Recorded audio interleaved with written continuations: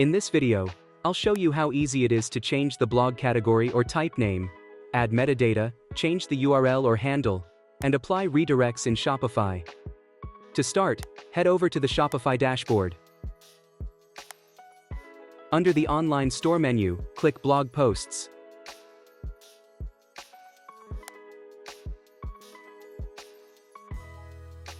Click Manage Blogs.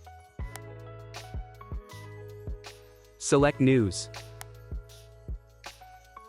Let's change the title to Articles.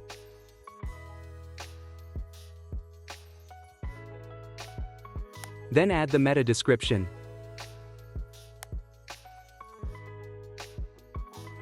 Change the handle.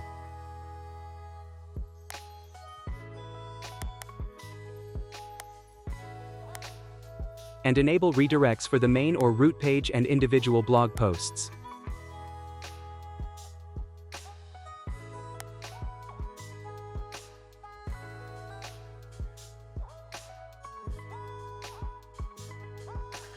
Our blog posts will now be redirected to the new URL structure, including the root page.